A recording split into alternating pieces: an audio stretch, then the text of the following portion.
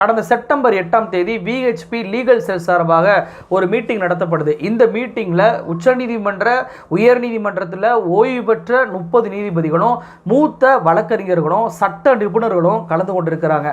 இவர்கள் மட்டுமல்ல, ஒன்றிய பாஜக அரசின் சார்பாக சட்டத்துறை அமைச்சராக இருக்கக்கூடிய அர்ஜுன் ராம் மெஹ்வால் அவர்களும் இதில் கலந்து கொண்டிருக்கிறாங்க. இந்த மீட்டிங்கில் என்ன பேசப்பட்டிருக்கு அப்படின்னா, இந்துத்துவ சார்ந்த பல்வேறு விஷயங்கள் கோர்ட்டில் நிலுவையில் இருக்கு.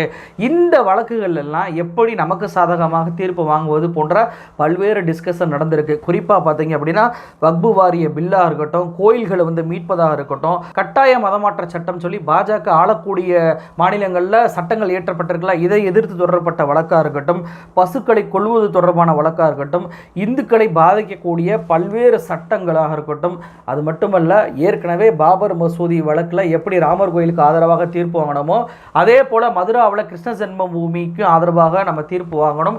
அதே போல ஞானபாபி மசூதி, காசியில் இருக்கக்கூடிய ஞானபாபி மசூதி வழக்கிலும் நமக்கு சாதகமான தீர்ப்பை வாங்க வேண்டும் என்று பல்வேறு விவாதங்கள் நடந்திருக்கு. இதுல 30 நீதிபதிகள் கலந்து கொண்டாங்கன்னு சொன்னல, இந்த 30 நீதிபதிகளுடைய பெயர்களை விஹெச்பி பிரஸுக்கு கொடுக்க மாட்டேன்ட்டாங்க. அப்படி இருந்தும் 2 நீதிபதிகளுடைய பெயர்கள் நமக்கு கிடைச்சிருக்குங்க. அந்த நீதிபதிகள் யாருன்னு சொல்லி பார்த்தோம் அப்படின்னா, உச்சநீதிமன்றத்தில் ஓய்வு பெற்ற நீதிபதியாக இருந்த ஆதர்ஷ் குமார் கோயல், அதே போல ஹேமந்த் குப்தா, இந்த 2 பேருடைய பின்னணியை நம்ம ஆய்வு பண்ணி பார்த்தோம் அப்படின்னா, இவங்க பாஜகவுக்கு சாதகமாக பல்வேறு தீர்ப்புகளை கொடுத்திருக்கிறாங்க. குறிப்பாக அந்த ஹேமந்த் குப்தாவை எடுத்துட்டோம் அப்படின்னா, இவர் 2022ஆம் ஆண்டு உச்சநீதிமன்றத்தில் நீதிபதியாக ஓய்வை பெறுகிறார். ஓய்வை பெற்ற உடனே பார்த்தீங்கன்னா, இவருக்கு மோடி என்ன பதவி கொடுக்குறாரு? இந்தியா இன்டர்நேஷனல் ஆர்பிட்ரேஷன் சென்டருடைய தலைவராக நியமனம் பண்றாரு. இவர் உச்சநீதிமன்றத்தில் நீதிபதியாக இருக்கும்போது ஒரு வழக்கில் தீர்ப்பு கொடுக்கிறார். என்ன வழக்கு அப்படின்னா, நமக்கெல்லாம் தெரியும், கர்நாடகாவில் பள்ளி மாணவிகள் ஹிஜாப் அணிந்து வரக்கூடாது என்று அங்க இருக்கக்கூடிய இந்துத்துவ அமைப்புகள் போராட்டம் பண்றாங்க. அதை எதிர்த்து கர்நாடகா ஹைகோர்ட்ல வழக்கு ஒன்று போடப்படுது. ஆனா கர்நாடகா ஹைகோர்ட்டுமே ஹிஜாபை பேன் பண்ணி ஒரு உத்தரவை போட்டுறாங்க. இந்த உயர்நீதிமன்ற தீர்ப்புக்கு எதிராக உச்சநீதிமன்றத்துக்கு போறாங்க. உச்சநீதிமன்றத்திலும் ஹிஜாப் உடைய பேன் என்பது உறுதிப்படுத்தப்படுகிறது. அப்படி ஹிஜாபை கர்நாடகா ஹைகோர்ட் தடை செஞ்சது சரிதான் அப்படின்னு சொல்லி தீர்ப்பு கொடுத்தது வேற யாரும் இல்ல, இன்று விஹெச்பி கூட்டத்தில் கலந்து கொண்ட ஹேமந்த் குப்தா என்ற நீதிபதி தான். சரி, இன்னொரு நீதிபதியான கோயல், ஆதர்ஷ் குமார் கோயல், இவர் யாருன்னு சொல்லி பார்த்தோம் அப்படின்னா, இவர் 2018ஆம் ஆண்டு உச்சநீதிமன்றத்திலிருந்து ஓய்வு பெறுகிறார். ஓய்வு பெற்ற பின்பு இவருக்கு மோடி கொடுக்கக்கூடிய பதவின்னு பார்த்தீங்கன்னா, தேசிய பசுமை தீர்ப்பாயத்துடைய தலைவராக இவர் நியமிக்கப்பட்டார். கடந்த ஆண்டு வரைக்கும் இவர் அந்த பதவியில் இருந்திருக்கிறார்.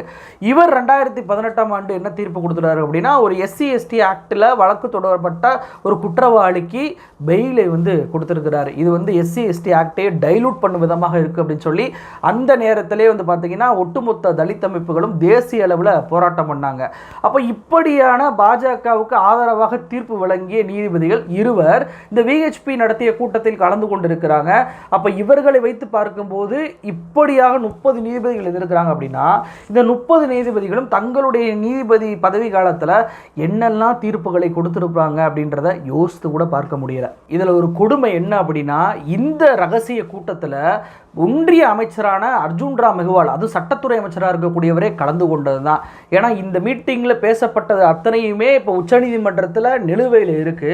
கோர்ட்டில் ஒரு வழக்கு நிலுவையில் இருந்தால் அதை பற்றி கருத்து சொல்லக்கூடாது அப்படின்றது ஒரு நியதியாகவே இருக்கு.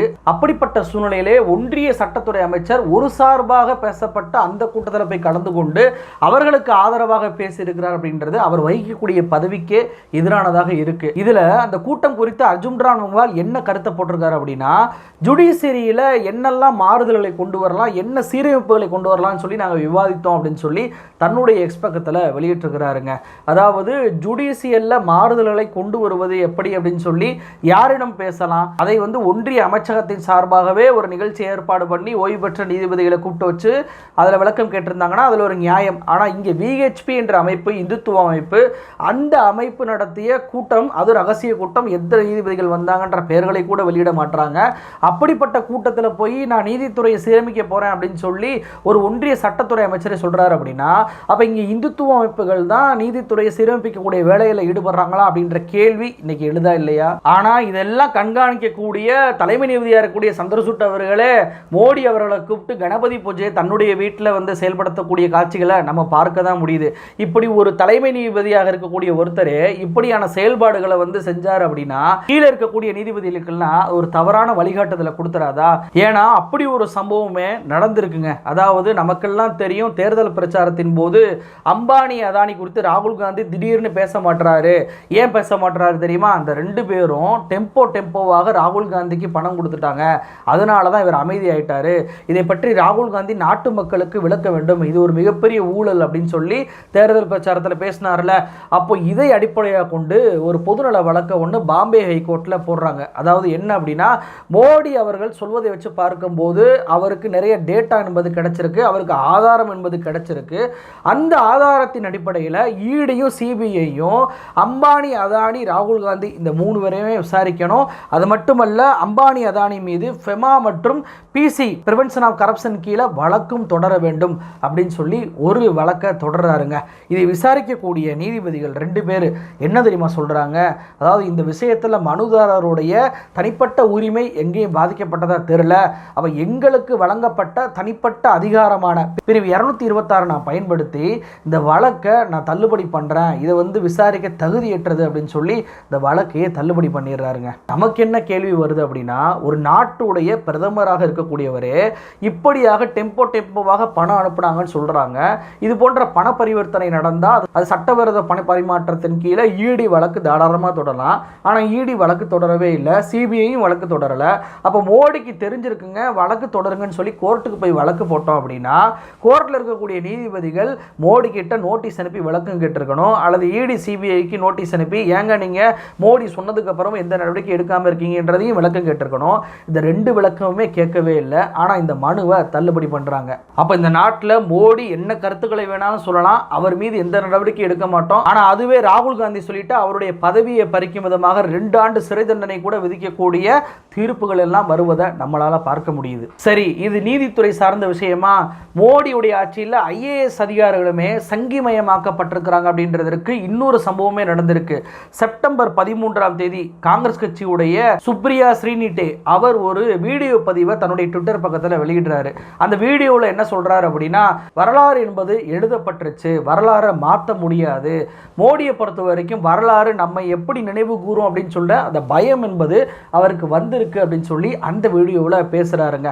இந்த வீடியோவுக்கு ஒரு ட்விட்டர் பக்கத்துலேருந்து பதில் வருது. அது என்ன பதில் வருது அப்படின்னா, நீ உன்னை பற்றி முதல்ல கவலைப்படு, உன்னுடைய பப்புவை பற்றி முதல்ல கவலைப்படு அப்படின்ற பதில் வருது. இது எந்த பக்கத்திலிருந்து வருது அப்படின்னா, ஊபியுடைய உத்தரப்பிரதேச மாநிலத்துடைய கௌதம் புத்தர் நகருடைய டிஸ்ட்ரிக்ட் மேஜிஸ்ட்ரேட்டுடைய அபிஷியல் பக்கத்திலிருந்து வருது. டிஸ்ட்ரிக்ட் மேஜிஸ்ட்ரேட்னா என்ன அப்படின்னா, சட்டம் ஒழுங்கை பாதுகாக்கக்கூடிய தலைவர் பொறுப்பு என்பது அந்த ஐஏஎஸ் ஆஃபீஸருக்கு தான் கொடுக்கப்படும். அந்த அபிஷியல் ஐடியிலிருந்து இப்படி பப்பு அப்படின்னு சொல்லி ஒரு கருத்து வந்திருக்குங்க. இந்த டிஸ்ட்ரிக்ட் மேஜிஸ்ட்ரேட் பதவியை வகிப்பவர் யாருன்னு பார்த்தோம்னா 2011 ஐஏஎஸ் ஆஃபீஸரான மணிஷ் வர்மா, இவர் தான் அங்கே டிஎம்மா இருக்கிறாரு. இதை பார்த்து சுப்ரியா அவர்கள் இதை ஷேர் பண்ணி என்ன சொல்றாருன்னா, பாருங்க இவர் தான் நொய்டாவுடைய டிஎம்மா இருப்பவர், இவர் நாட்டுடைய எதிர்க்கட்சி தலைவர் மீது எப்படிப்பட்ட பார்வையை கொண்டிருக்கிறார், அவர் பயன்படுத்தக்கூடிய அந்த வார்த்தையை பாருங்க.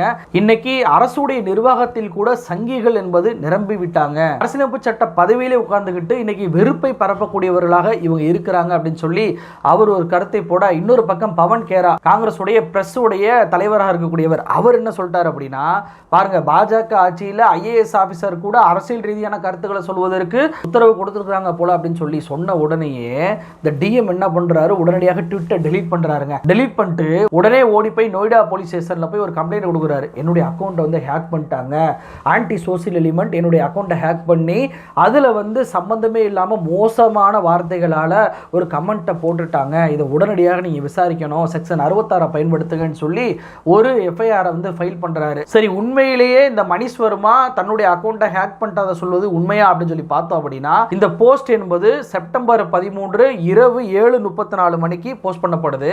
ஆனா இதே 7:34 மணிக்கு இவர் இன்னொரு பதிவையும் போட்டிருக்கிறாரு. என்ன அப்படின்னா, உத்தரப்பிரதேசத்தில் இருக்கக்கூடிய ஒரு கிராமத்தில் போய் இவர் போய் பார்வையிட்டதை போல ஒரு பதிவையும் போட்டிருக்கிறாரு. இந்த பப்பு என்ற கமெண்ட் போடுவதற்கு முன்பு 6 மணி போல பார்த்தீங்கன்னா, யூபி கேபினட் மினிஸ்டரோட சேர்ந்து ஆய்வு கூட்டத்தில் கலந்து கொண்டேன் அப்படின்ற ஒரு பதிவையும் போட்டிருக்கிறாரு.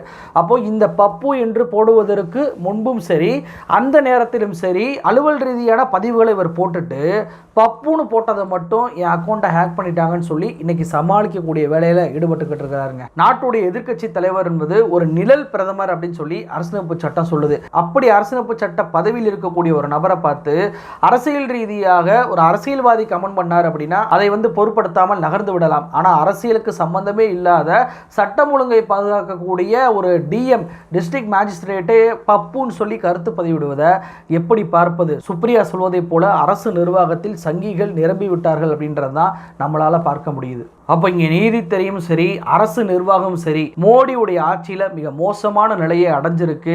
நீதி என்பதே மிரட்டப்பட்டு வாங்கப்படுகிறதா? நீதிபதிகளாக இருந்தவர்கள் ஒரு சார்பில் தீர்ப்புகளை கொடுத்து விட்டு அதன் பின்பு பதவிகளை அடைந்து கொள்கிறார்கள். அதன் பின்பு ஓய்வு பெற்ற பிறகு பாஜக RSS நடத்தக்கூடிய நிகழ்ச்சியில் கலந்து கொண்டு கருத்துக்களை வெளியிடுறாங்க. அப்படின்றதெல்லாம் பார்க்கும்போது நாடு எதை நோக்கி போகிறது அப்படின்ற கேள்வி இன்னைக்கு எழாம இல்லை. இதையெல்லாம் கண்காணிக்கக்கூடிய பொறுப்பில் இருக்கக்கூடிய தலைமை நீதிபதியான சந்திரசூட் அவர்களோ மோடி வீட்டுக்கு அழைச்சு கணபதி பூஜையை நடத்தி அதில் பிரஸ்ல வீடியோவாக வெளிவரக்கூடிய அளவுக்கு நடந்து கொள்கிறார் அப்படின்றது உண்மையிலேயே வேதனை அளிக்கக்கூடிய ஒரு விஷயமா இருக்கு. அரசு துறையா இருந்தாலும் சரி, நீதித்துறையா இருந்தாலும் சரி, சாமானிய மக்களுக்கு அது நீதியை வழங்க வேண்டும் என்ற எதிர்பார்ப்பு கொஞ்சம் கொஞ்சமாக குறைந்து வருகிறது அப்படின்றத இது போன்ற சம்பவங்களை வச்சு நம்மளால பார்க்க முடியுது. நன்றி.